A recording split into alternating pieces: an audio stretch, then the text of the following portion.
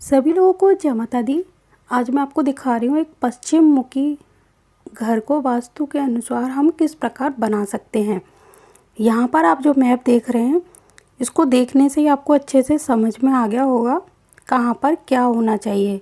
फिर भी मैं आपको बताना चाहती हूँ, ये ईस्ट है, ये साउथ है, वेस्ट और नॉर्थ, ये चारों दिशाएं आपको अच्छे से दिखाई भी दे रही हैं। यहाँ का जो मुख्य द्वार है वो है, ये प्लॉट का द्वार है और ये घर की एंट्री है। यहाँ हम जैसे ही घर में एंट्री करेंगे, जैसे कार है आपके पास, तो गाड़ी को अगर पार्किंग करना है, आपको अपनी गाड़ी को यहाँ पार्क करना है, साइकिल है, बाइक है, तो आपके पास दो ऑप्शन है। अगर चाहो तो यहाँ पर भी खड़ी कर सकते हो या फिर इस एरिया में भी खड़ी कर सकते हो आप। ये दिखाने में आपको छोटा लग रहा है, लेकिन ये काफ़ी चौड़ाई लिए हुए है ये वाला गेट।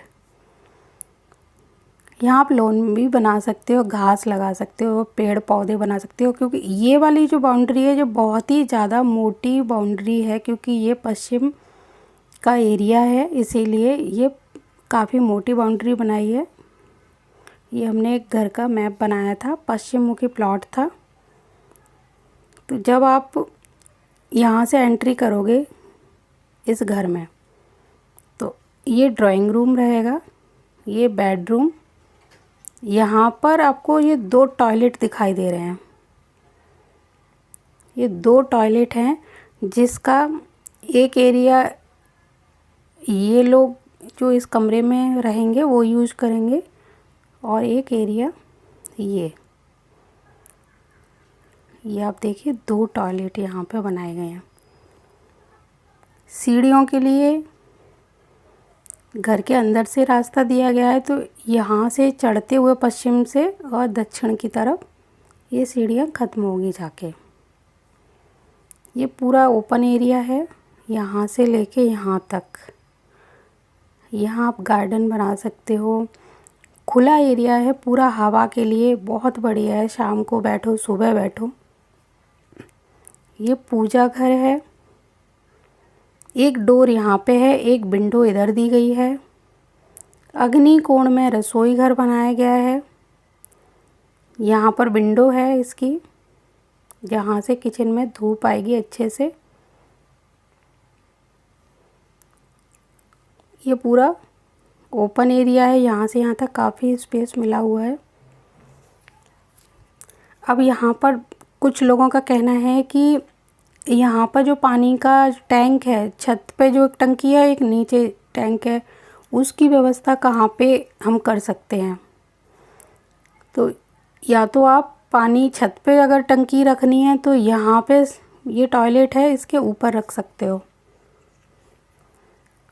अग्निकोण में पानी का कोई भी स्रोत नहीं होना चाहिए छत के ऊपर, और यहाँ पर भी पानी का कोई टैंक वगैरह नहीं होना चाहिए।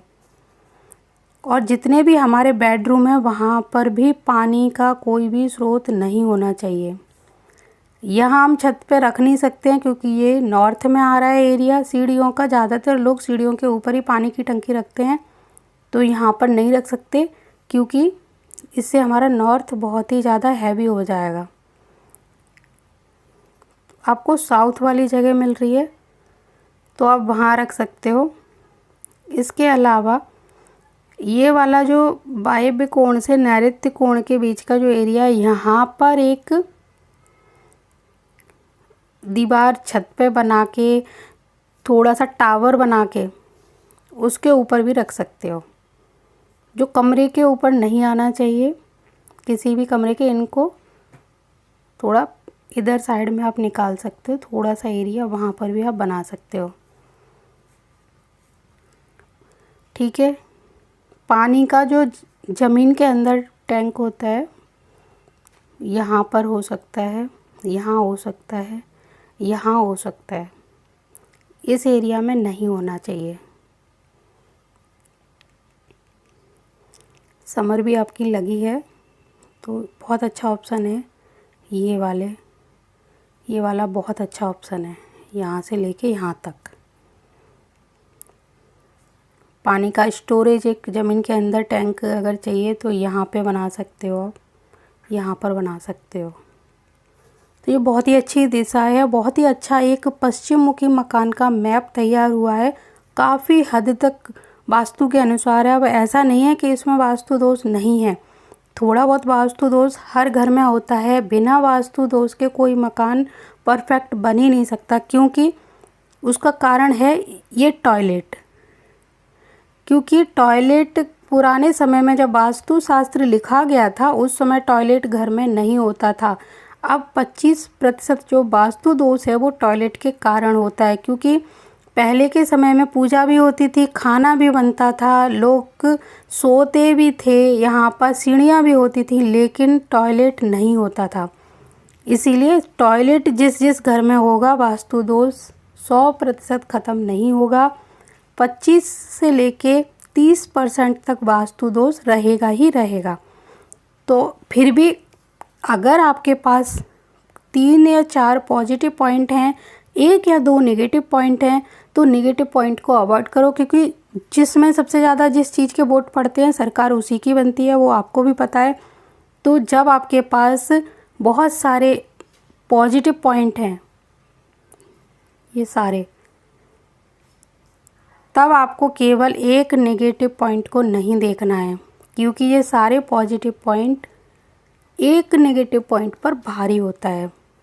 जब हमारे पास बहुमत है तो हमारा ये विपक्ष कुछ भी नहीं कर सकता, इस चीज़ का हमेशा ध्यान रखें। पश्चिम मुखी मकान बहुत अच्छे होते हैं, बहुत तरक्की देते हैं।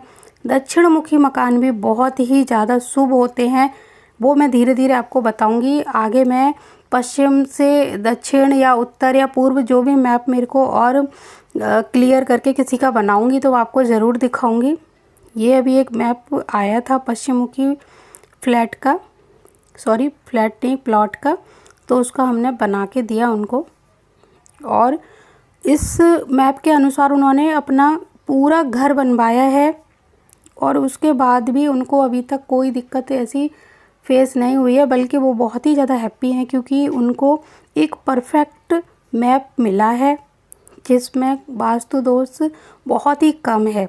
जैसे टॉयलेट यहाँ हो सकती है, क्योंकि ऑप्शन घर में पहले तो टॉयलेट का होता ही नहीं है, अब मजबूरी है तो आप दक्षिण में यहाँ बना सकते हो। दूसरा, अगर आपको टॉयलेट का जो दूसरा ऑप्शन अगर इधर नहीं मिलता है, पहला तो यहाँ पर ये ध्यान रखो, ये वाला जो रूम है यहाँ के ये कोने छोड़ने हैं, यहाँ पर आप टॉयलेट बना सकते हो। किसी भी कोने में टॉयलेट नहीं होना चाहिए, एक तो इस बात को हमेशा गांठ बांध के रखो। चारों कोने खुले होने चाहिए। तो अगर पश्चिम में आपको टॉयलेट बनाना है तो यहाँ पे बना लो, उत्तर साइड में अगर आपको टॉयलेट बनाना है तो यहाँ पे बना लो, लेकिन इस कोने को छोड़ दो। इस चीज़ का हमेशा ध्यान रखो। नैऋत्य कोण में भी इन कोनों में टॉयलेट मत बनाइए, आप यहाँ पे बना सकते हो और थोड़ा इधर बना सकते हो। कोने के आजू बाजू में आप टॉयलेट बना सकते हो। अगर ईशान और अग्नि कोण में आपको टॉयलेट का ऑप्शन चाहिए, बहुत ही ज़्यादा मजबूरी हो तो ही बनाना, लेकिन यहाँ पे टॉयलेट बहुत ही ज़्यादा अशुभ मानी जाती है, तो इतना एरिया कम से कम आपको छोड़ना पड़ेगा, तो यहाँ आप बना सकते हो। अग्नि कोण में भी आप कोशिश करें कि यहाँ पे बनाएं, लेकिन इतना बड़ा को जो एरिया है इसको छोड़ दें। तो मुझे पूरी उम्मीद है आपको ये बहुत ही अच्छे से समझ आ गई होगी, इसकी जो भी चीज़ें मैंने बताई हैं। और अगर आपको कुछ और पूछना हो, जो कुछ समझ में नहीं आया हो, तो आप कमेंट में पूछिए, मैं आपको उसका आंसर देने की भी कोशिश करूँगी। और अगर आप भी पश्चिम मुखी अपना कोई प्लॉट है तो उस पर अगर घर का निर्माण करने जा रहे हैं तो इसी तरह से उसका निर्माण करिए। लेकिन एक चीज़ का हमेशा ध्यान रखिए, मैंने ये जो मैप बनाया है वो केवल एक प्लॉट को देखकर नहीं बनाया है। प्लॉट की लंबाई चौड़ाई सारी ग्रिडिंग करके सारी ग्रिड निकाली है, कितने एरिया में क्या बना है, इसके अलावा हमने भूमि परीक्षण किया था, भूमि का ढलान देखा था, वहाँ की ऊर्जा देखी थी, वहाँ के आसपास का पूरा वातावरण देखा था, तब ये मैप तैयार किया गया था। वास्तु में तो वैसे बहुत कुछ है देखने के लिए, लेकिन अगर आपको ऐसा लगता है कि इतने से ही हमारा काम हो जाएगा तो आप इसको देखकर इस तरह की डिज़ाइन में आप घर बना सकते हो। लेकिन वास्तु शास्त्री जो होते हैं वो पूरी ग्रिड वगैरह निकाल कर हर एक पद पर कौन से देवता को आना है वो सब निकालने के बाद ही मैप तैयार करते हैं।